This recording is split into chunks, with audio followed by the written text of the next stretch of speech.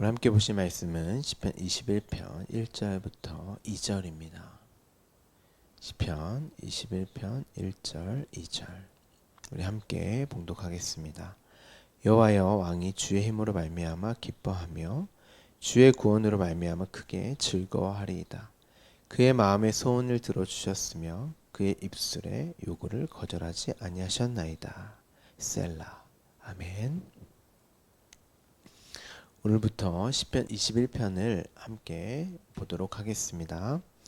지난 시편 20편을 함께 나누었을 때 제가 시편 20편과 21편은 함께 보아야 한다고 말씀을 드렸었죠.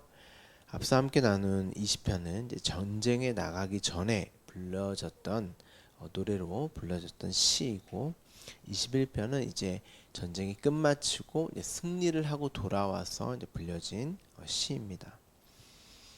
승리는 곧 구원을 말하는 것이겠죠. 구원과 구원의 현실을 전쟁으로, 또한 그 전쟁의 결과로 주어지는 승리로 표현을 했고, 그 내용을 다윗은 구약의 내용으로 이제 기록을 했기에 제가 구약으로 설명을 드렸고, 계시록으로 가서 그 전쟁이 담고 있는 의미와 이제 종국에 우리에게 주어질 승리가 무엇인지에 대해서 함께 살펴보았습니다. 그래서 오랜 시간 함축된 내용을 함께 살펴보느니라 20편을 오랜 시간 함께 나누었습니다. 시편 21편 또한 다윗이 기록한 시입니다. 이 시는 승전으로 인한 승리를 얻게 되어 하나님께 감사와 찬송을 드리는 시입니다. 이 시 또한 인도자를 따라 부르는 노래입니다. 함께 부르는 노래이죠. 그러니까 승리는 다윗뿐만 아니라 이스라엘 전체에게 주어지는 승리라는 것입니다. 다윗은 예수 그리스도를 상징하는 그런 모형하는 인물이고, 이스라엘은 영적 이스라엘, 교회를 상징하는 의미를 담고 있습니다. 이 승리가 이제 교회에게 궁극적으로 어떻게 주어지는지를 이제 요한계시록으로 가면 볼 수가 있습니다. 요한계시록 3장으로 가서 한번 살펴볼까요? 요한계시록 3장 20절입니다. 볼지어다 내가 문 밖에 서서 두드리노니 누구든지 내 음성을 듣고 문을 열면 내가 그에게로 들어가 그와 더불어 먹고 그는 나와 더불어 먹으리라. 이기는 그대에게는 내가 내 보좌에 함께 앉게 하여 주기를 내가 이기고 아버지 보좌에 함께 앉는 것과 같이 하리라. 귀 있는 자는 성령이 교회들에게 하시는 말씀을 들을지어다. 요한계시록은 사도 요한이 묵시 속에 있는 교회를 환상으로 보고 기록한 말씀입니다. 이 환상을 기록할 때 요한은 어떤 개념과 내용을 가지고 기록했을까요? 미래에 알지도 못하고 경험하지도 못한 것들을 가지고 기록했을까요? 아닙니다. 요한계시록의 대부분의 내용은 구약의 내용을 가지고 기록을 했고, 당연히 그 내용에 사용된 단어의 개념은 그때 당시 이 말씀을 받은 사람들은 모두 알고 있었던 것들입니다. 그래서 7살짜리 아이가 요한계시록을 읽고 눈물을 흘리며 기뻐했을 만큼 아주 이해하기 쉬운 내용이었습니다. 그런데 오늘날의 세대주의적 관점과 그에 따른 해석이 잘못되고 이상한 방향으로 끌고 가버렸던 것이고, 그것이 이제 한국 교회에 고스란히 남아 있게 된 것이죠. 이 말씀은 7교회, 요한계시록에 7교회가 등장을 합니다. 7교회는 단순히 그때 당시에 있던 교회 중에 특별하게 선택되어서 그 교회만 진짜 교회라는 그런 뜻이 아니라 7교회라고 하는 7이라는 숫자는 완전, 완성 또는 언약을 담고 있는 뜻으로 이해를 해야 한다고 말씀을 드렸죠. 그러니까 언약으로 완성된 교회, 묵시 속 교회를 상징하는 것입니다.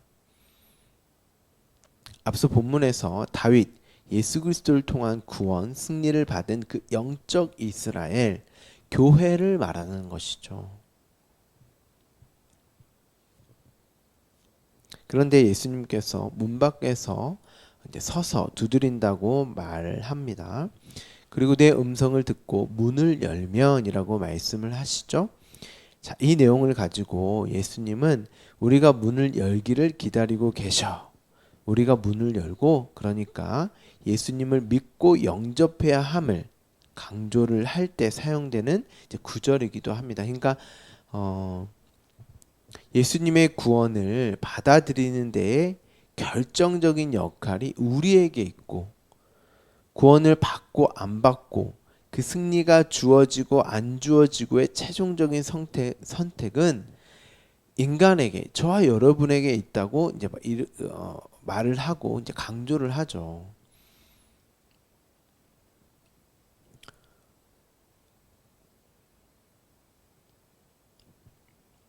그래서 이제 믿으라고 이제 믿음을 굉장히 강조를 합니다. 99% 하나님이 하셔도 1% 우리가 동의를 해야, 믿음으로 받아들여야 구원이 완성되는 그 승리가 주어진다고 말을 합니다. 이것을 이제 알미니안주의라고 하죠. 그럼 만약 한 명도 안 믿게 된다면 어떻게 됩니까? 실제로 예수님이 3년 반 공생애 동안 한 명도 안 믿었습니다. 그래서 예수님이 십자가에 달려 죽으셨던 것이죠. 한 명이라도 예수님이 말씀하셨는데 믿었다면 왜 예수님이 십자가에 달려 죽으십니까?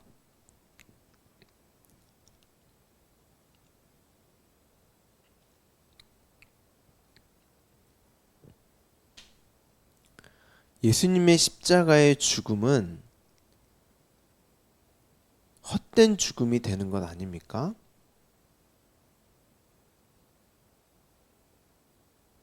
한 명도 안 믿었는데 예수님이 죽었다 함은,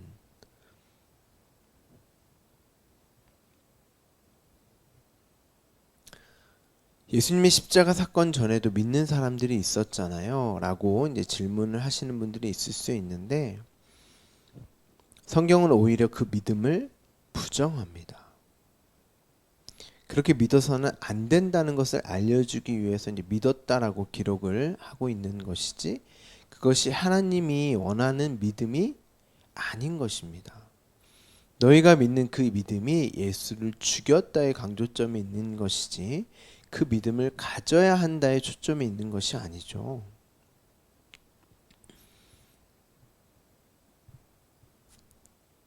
예수 그리스도의 십자가, 그 구원, 그것을 또 승리라고 이제 표현을 하는데, 그것은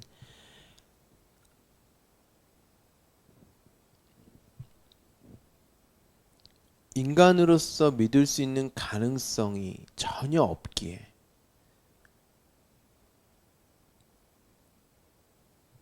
그렇게 가르쳐서는 도저히 인간은 믿지 않기 때문에 예수님이 십자가에 달려 죽으신 것 아니겠습니까?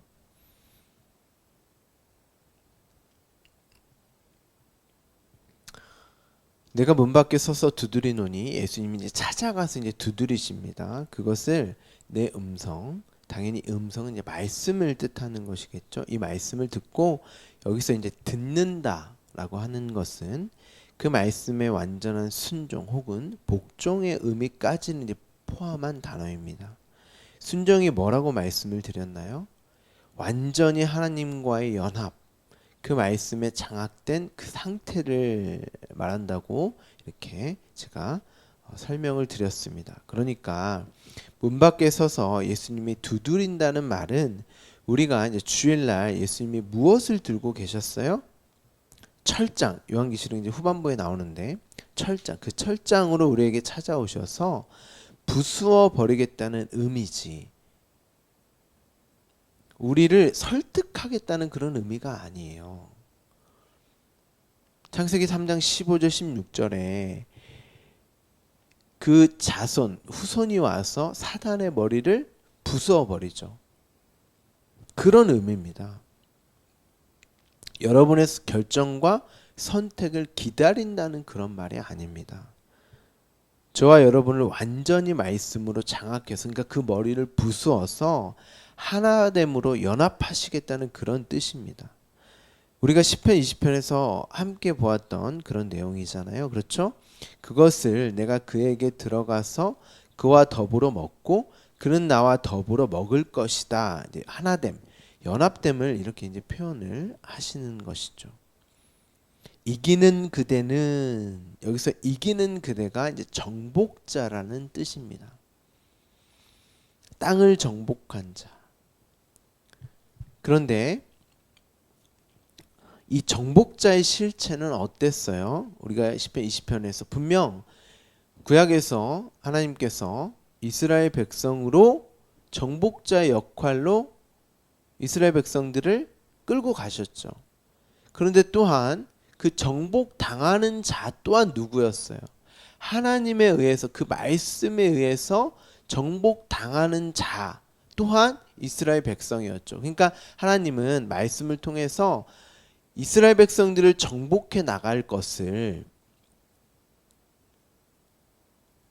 이 역사에 사는 그들에게 그들과 동일한 다른 민족들을 정복함으로 보여주셨던 거죠.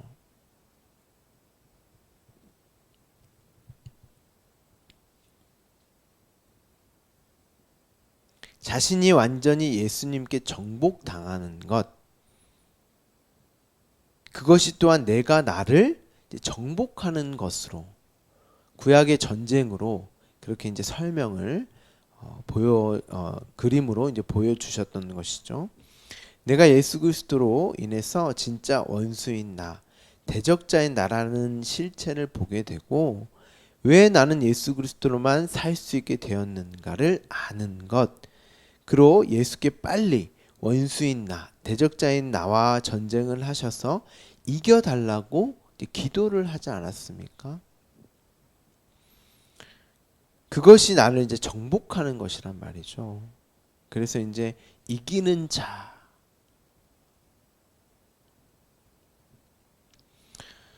성경이 이렇게 표현을 합니다.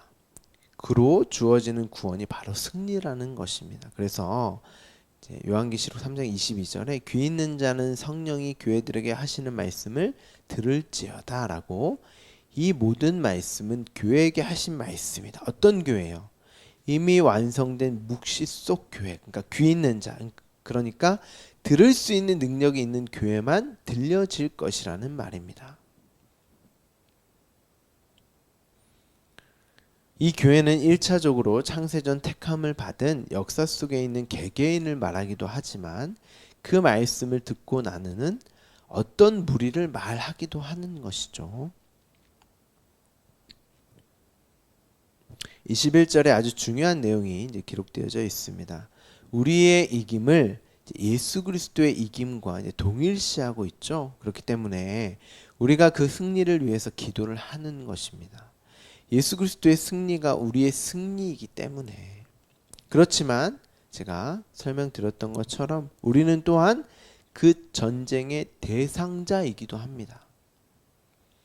그래서 예수 그리스도의 승리가 역사 속에서는 이제 패배자의 모습으로, 우리의 모습이, 교회의 모습이, 저와 여러분의 모습이 패배자의 모습으로 보여지기도 한다고 말씀드렸죠. 그래서 요한계시록에 또 보면 옛 성전, 바벨, 애굽, 그러니까 세상을 상징하는 그 나라들 있죠. 그 나라들에서 증인된 우리가 어떠한 모습으로 그려져요? 죽은 자의 모습으로 이렇게 보여지잖아요. 그렇지만 그것이 바로 진짜 승리를 부여받은 자의 모습이라는 거예요. 그로 아버지 보좌에 함께 앉게 되는 것입니다. 이 보좌가 무엇이었죠?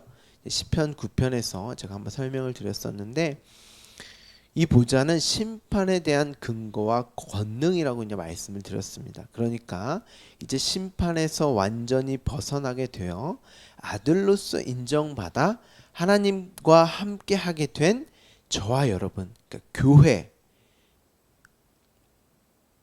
그게 승리로 수여받게 되는 진짜 우리의 현실이라는 거예요. 그 승리자가 되어 하나님의 아들, 하나님과 함께하는 현실을 사는 데가 어떨까요, 여러분? 그게 오늘 본문 1, 2절에 이제 기록되어져 있습니다. 주의 힘으로 말미암아 기뻐합니다. 그 기쁨을 누리지 않겠습니까? 주의 구원, 그 승리로 말미암아 크게 즐거워하지 않겠습니까? 2절에 진정한 나의 소원, 그 기도를 들어주신 내가 구한 그 요구를 거절하지 않음이 얼마나 감사하지 않겠습니까? 이 순간을 천국 영생이라고 하는 것이죠. 우리가 주일에도 말씀으로 함께 나누었지만 그 천국 영생은 과거에 이미 완성이 되었고 이미 우리에게 주어졌단 말이죠. 그리고 지금 이 순간에도 주어지고 있음을 확인했죠. 천국은 우리가 언젠간 죽고 가는 그런 곳이 아닙니다. 지금 이 순간에도 그 나라는 여러분과 저와 여러분에게 와 있습니다. 예수님께서 말씀하시잖아요. 회개하라, 천국이 가까이 왔다. 가까이 왔다가 이미 왔다라고 하는 완료적인 표현이라고 말씀을 드렸죠. 이미 너희에게 왔어. 그 나라가 이미 주어졌다. 예수님의 말씀은 진리잖아요. 진정한 그 현실을 보고 가고 계십니까?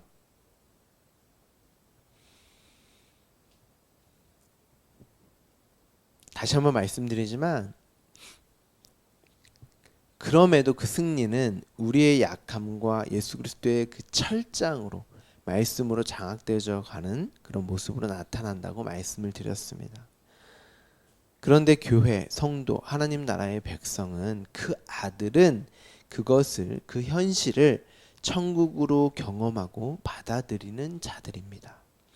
이 사실을 꼭 잊지 마시기를 부탁드립니다. 오늘도 그 천국을 누리시고 하나님과 함께함을 기뻐하며 감사하는 저와 여러분 주말씀교회 모든 성도 되기를 기도합니다. 우리 함께 기도하겠습니다.